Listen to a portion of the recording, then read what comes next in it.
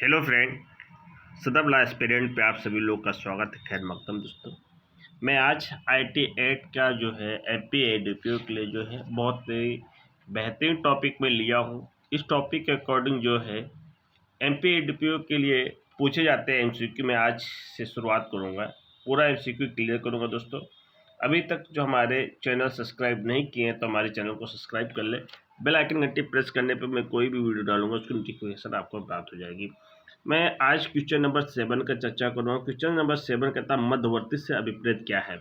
यानी मध्यवर्ती से अभिप्रेत क्या है? ऐसा कोई व्यक्ति जो है किसी अन्य प्रयोजन की ओर से कोई अभिलेख प्राप्त करता हो। बी कहता ऐसा व्यक्ति जो किसी अन्य व्यक्ति की ओर से उस अभिलेख के संबंध में सेवा प्रदान करता हो। और ए बी दोनों सही है। उत्तर इसका जो है ए बी दोनों सही हैं। उत्तर ए बी दोनों सही हैं। ओके, अब मैं बात करता हूँ नेक्स्ट क्वेश्चन की, 8वां क्वेश्चन की। कंप्यूटर से अभिप्रेत जो है क्या होता है? अब जो है एक मिनट जो है यानी सवाल ये है कि कंप्यूटर से क्या अभिप्रेत है। अब देखते हैं कंप्यूटर से भी क्या अभिप्रेत है। कंप्यूटर, कंप्यूटर व्यवस्था, कंप्यूटर नेटवर्क, उपरोक्त में से सभी। तो इसमें जो है कंप्यूटर, कंप्यूटर व्यवस्था, कंप्यूटर नेटवर्क, उपरोक्त में से सभी, ये तीनों कंप्यूटर से स्रोत से संबंधित है। ओके, अब हम बात करेंगे 9वां क्वेश्चन पे। 9वां क्वेश्चन है कंप्यूटर स्रोत से अभिप्रेत क्या है। तो कंप्यूटर स्रोत से अभिप्रेत क्या है? अब डाटा है, आंकड़ा है, कंप्यूटर डाटाबेस है, कंप्यूटर सॉफ्टवेयर है। ओके, अब मैं नेक्स्ट बात करता हूँ क्वेश्चन नंबर 10वां।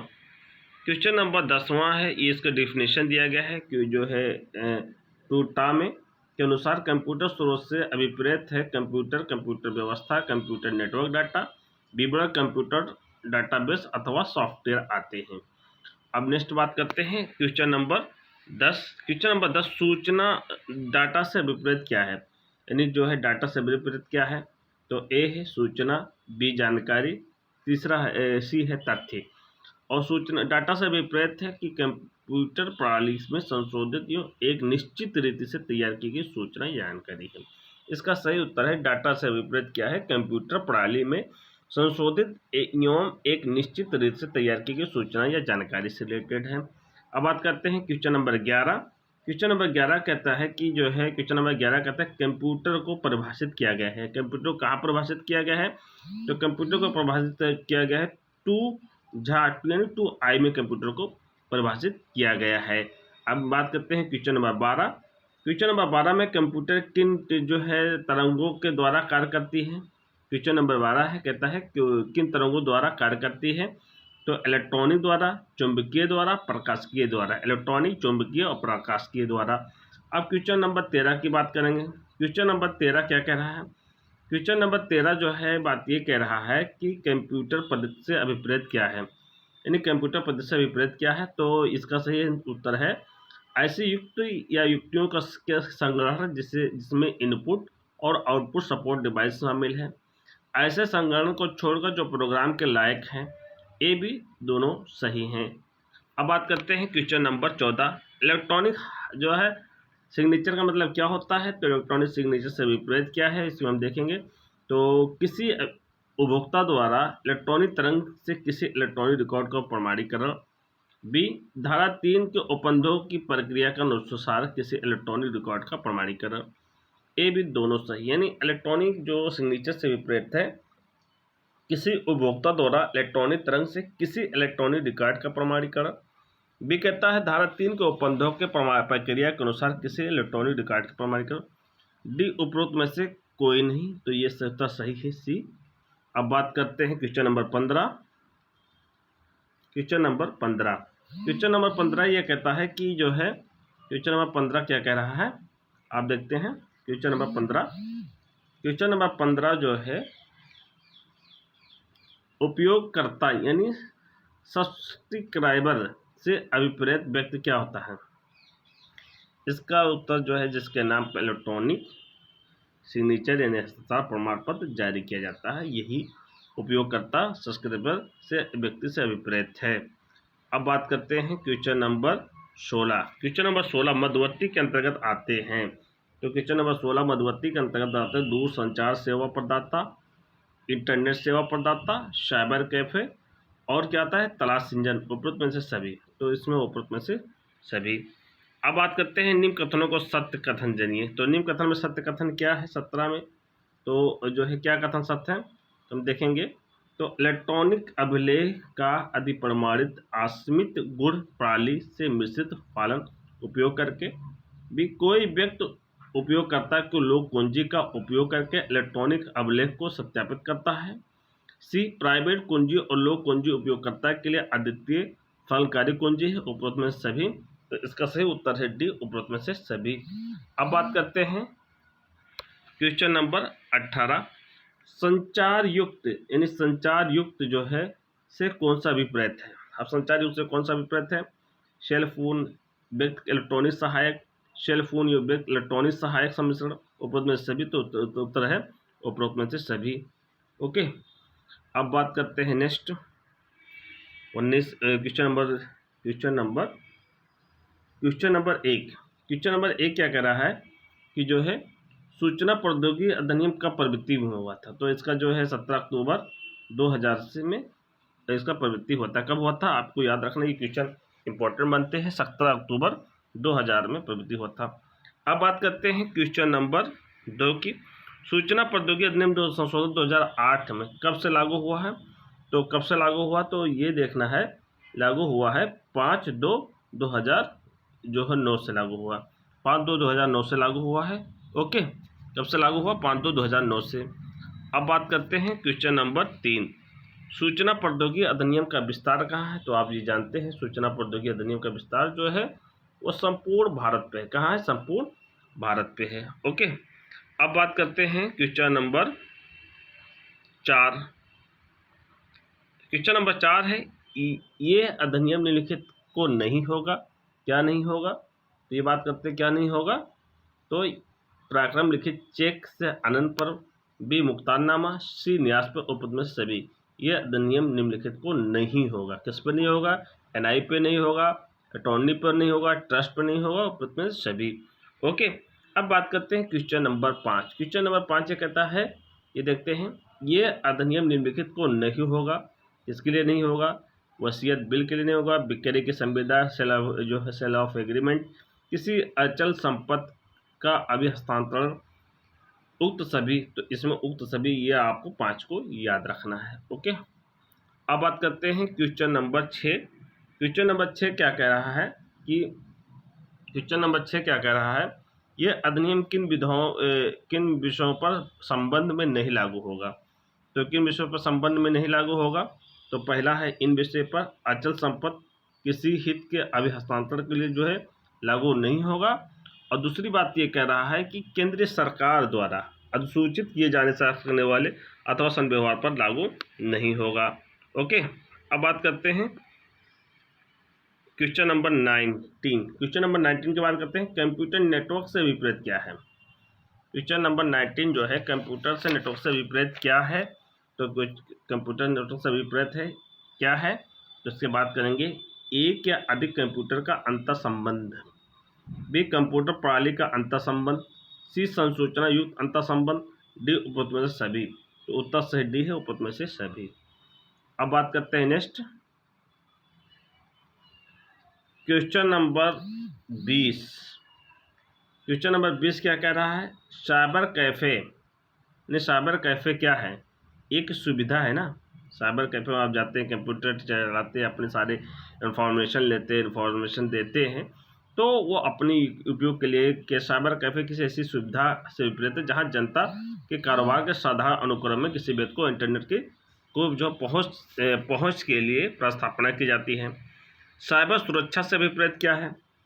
अब बात करता है साइबर सुरक्षा से विपरीत क्या है। तो साइबर सुरक्षा से विपरीत जो है इसका सही उत्तर क्या होगा, तो सही उत्तर है तो एक जो है साइबर सुरक्षा से विपरीत क्या होता है, इसका सही उत्तर जो है क्या होगा दोस्तों, इसका सही उत्तर होगा उपरोक्त में से सभी। साइबर सुरक्षा जो है उपरोक्त में साइबर सूचना विपरीत आपराधिकत पहुंच से सुनिश्चित करना, भी कंप्यूटर से भंडारित सूचना को प्रकटन जो है अपराधिक पहुंच से सुनिश्चित करना, किसी कंप्यूटर संसाधन सूचना यूट्यूब के भंडारित सूचना को प्रकटन करना, उपयुक्त में से सभी। तो उत्तर डी है उपयुक्त में से सभी। साइबर सुरक्षा सूचना उपकार करते हुए कंप्यूटर संसाधन सूचना युक्त उनमें से भंडारित जो है अपराधिकृत पहुंच, उपयोग, प्रकटन, विच्छिन्न, उपांतरण या नाशन सुनिश्चित करना से अभिप्रेत है।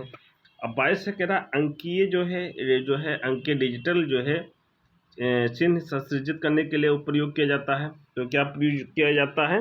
तो उसका सही उत्तर है प्राइवेट कुंजी। सही उत्तर है प्राइवेट कुंजी। ओके, अब बात करते हैं क्वेश्चन नंबर 23 जो है। क्वेश्चन नंबर 23 ये कह रहा है लोक कुंजी यानी पब्लिक की क्या है, यानी पब्लिक की क्या है, इस पर हम बात करेंगे। तो अंकीय हस्ताक्षर सत्यापित करने के लिए पब्लिक की क्या है, अंकीय हस्ताक्षर को सत्यापित करने के लिए। ओके, अब बात करते हैं क्वेश्चन नंबर 24 कुंजी युग्म से अभिप्रेत क्या है। तो कुंजी योग से अभिप्रेत क्या है, इससे संबंधित हम बात करेंगे। असीमित गूढ़ प्रणाली प्राइवेट कुंजी और बी कहता अंगणितीय रूप में संबंधित लोक कुंजी। तो उपरोक्त में से दोनों सही है। लोक कुंजी उस इलेक्ट्रॉनिक हस्ताक्षर चिन्ह को सत्यापित करते जो प्राइवेट कुंजी द्वारा सृजित किया गया हो। नेक्स्ट, सुरक्षित प्रणाली कंप्यूटर हार्डवेयर सॉफ्टवेयर और प्रक्रिया से विपरीत क्या है। तो इसका क्वेश्चन नंबर 25 है। तो ये क्या कह रहा है, आपराधिकृत प्रवेश दुरुपयोग उपयुक्त रूप से सुरक्षित, विश्वसनीयता और सही संचालन का युक्त स्तर उपंदित, साधारणता, स्वीकार, सुरक्षा, प्रक्रियाओं का अनुरूप है, उपरोक्त में से सभी। तो डी में उपरोक्त में से सभी। ओके, अब बात करते हैं क्वेश्चन नंबर जो है 26 इलेक्ट्रॉनिक चिन्ह से अभिप्रेत क्या है। तो इलेक्ट्रॉनिक चिन्ह से जो है अभिप्रेत क्या है, किसी उपयोगकर्ता यानी सब्सक्राइबर दूसरी अनुसूची में निर्दिष्ट इलेक्ट्रॉनिक तकनीकी के माध्यम से किसी इलेक्ट्रॉनिक अभिलेख का अधिप्रमाणन, यानी इलेक्ट्रॉनिक चिन्ह से अभिप्रेत है कि किसी उपयोगकर्ता सब्सक्राइबर दूसरी अनुसूची में निर्दिष्ट इलेक्ट्रॉनिक तकनीकी के माध्यम से किसी इलेक्ट्रॉनिक अभिलेख के अधिप्रमाणन है।